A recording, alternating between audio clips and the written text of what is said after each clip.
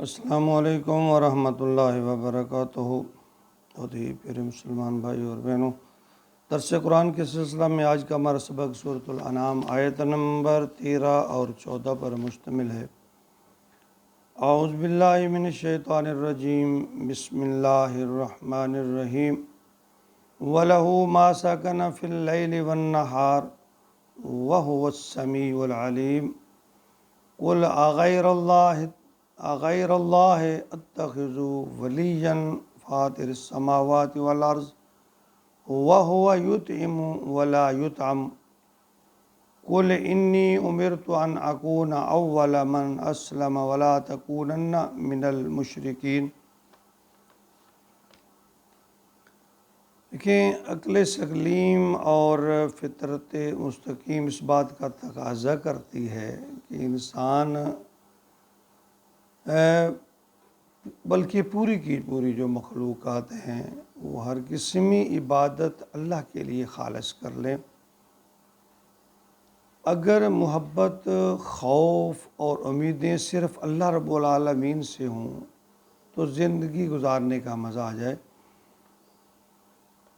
تو یہاں ان آیت میں فرمایا وَلَهُ مَا سَكَنَ فِي اللَّيْلِ وَالنَّهَارِ، اسی کا ہے جو کچھ ساکن ہے رات میں اور صبح، یعنی صبح متحرک ہو جاتا ہے، رات عرصی اس میں ساکن ہو جاتی ہے۔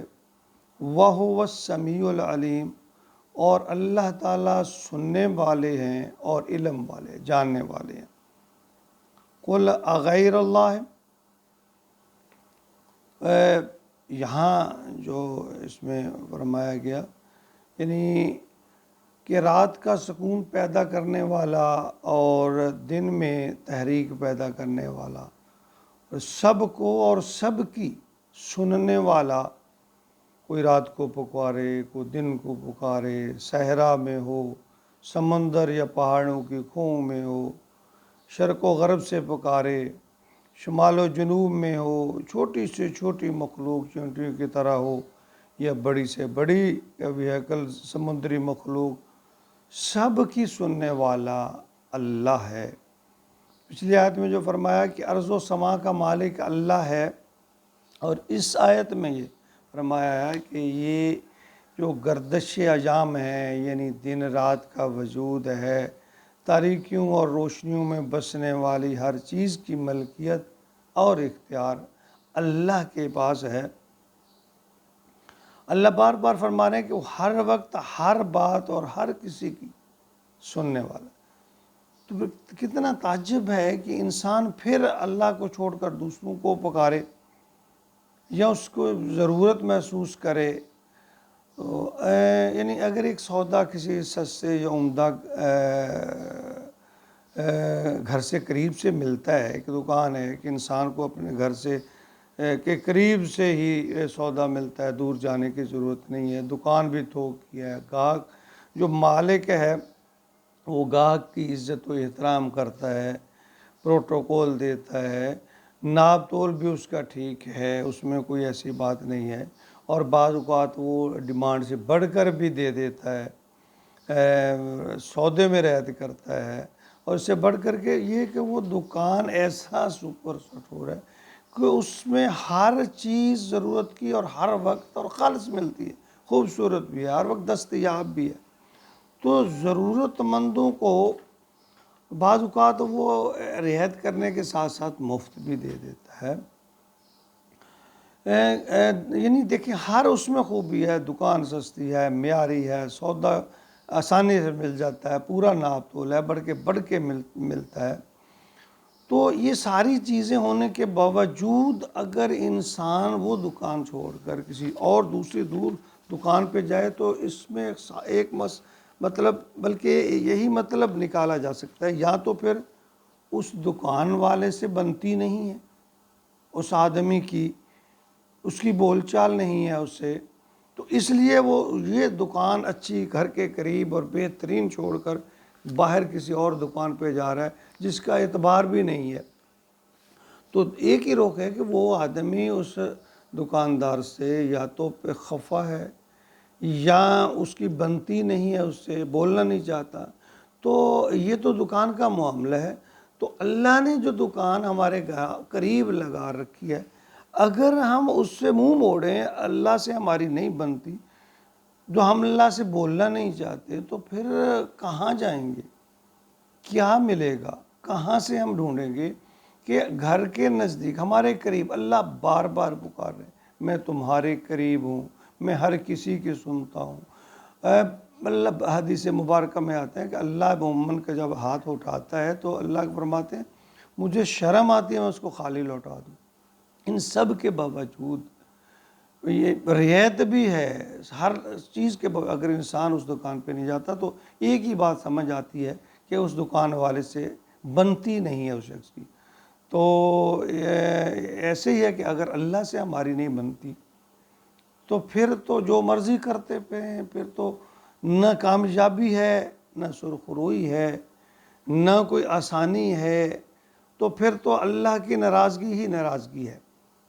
اور مانگنے والا بھی یہ اعتبار نہیں ہے وہ اس سے ملے گا نہیں ملے گا، کیسا ملے گا، سودا خالص ہوگا نہیں ہوگا، جبکہ قریبی دکان پہ ہر چیز کی گارنٹی ہے۔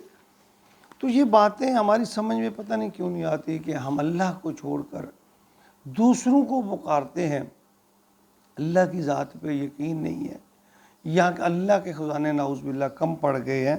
فرمایا قل اغیر اللہ اتخذوا ولیا فاطر السماوات والارض، ان سے کہیے کیا میں اللہ کے سوا کسی، اللہ نبی پاک صلی اللہ علیہ وسلم سے فرمایا جا رہا ہے کہ ان سے کہیے کہ میں غیر اللہ اتخذوا، کہ میں غیر اللہ کو پکڑوں، ولیہ دوست، مددگار، فاطر السماوات والارض، جبکہ وہ زمینوں اور آسمانوں کو پیدا کرنے والا اللہ ہے۔ یعنی جب تم یہ مانتے ہو کہ پوری کائنات کا پیدا کرنے والا اللہ ہی ہے، وہ ایسا خالق مالک مولا کارساز ہے کہ اب اس کو چھوڑ کر اگر ہم کسی اور کی مدد ہمیں چاہیے، درکار ہے، یا ہم اور کسی کی مدد لینا چاہتے ہیں، تو اس سے بڑے گھاٹے کا یا سودا یا حماقت کی بات اور کیا ہو سکتی ہے؟ وَهُوَ يُطْعِمُ وَلَا يُطْعَمُ، وہ نہ کھانا یعنی وہ کھانا کھلاتا ہے، وہ کھلایا نہیں جاتا، یعنی دوسروں کو تم دیتے ہو، پیروں کو درباروں پہ جا کر تم دیتے ہو، اللہ کہتے ہیں میں تمہیں عطا کرتا ہوں اور تم جاتے ہو مرادیں پورے کرنے کے لیے، لیکن وہاں جا کر ان کی خدمت کرتے ہو، انہیں نظر نیازیں دیتے ہو۔ یعنی عجیب بات ہے کہ انسان کا ایسا کم عقل ہے کہ ایک طرف سے اسے مل رہا ہے اور گارنٹی ہے، اور دوسری طرف گارنٹی بھی نہیں ہے اور وہاں جا کر خود دے رہا ہے نظریں نیازیں ہدیے تحفے، اور پھر بھی اسے ادھر یقین ہے۔ یعنی یہ ہماری عقل کا فطور ہے۔ فرمایا قل انی امرت ان اکون اول من اسلم، اے نبی ڈنکے کی چوٹ پر کہہ دیجئے، بالکل گج بج کر، یعنی بالکل کلیئر کہہ دیجئے کہ مجھے تو حکم ہوا ہے، قل انی امرت، مجھے یہ حکم ہوا ان اکون اول من اسلم، کہ میں سب سے پہلے اللہ کا فرمان بردار بنوں، یعنی میں اللہ کے سوا کسی اور کی طرف نہ لوٹوں، ولا تکونن من المشرکین، اور تم ہرگز نہ ہونا مشرکوں میں سے۔ یعنی اللہ فرما رہے ہیں اے پیارے پیارے نبی، ہرگز ہرگز میرے ساتھ کسی کو شریک نہیں ٹھہرانا۔ تو یہ باتیں قرآن میں بڑی واضح اور کھول کھول کر بیان کی گئی ہیں۔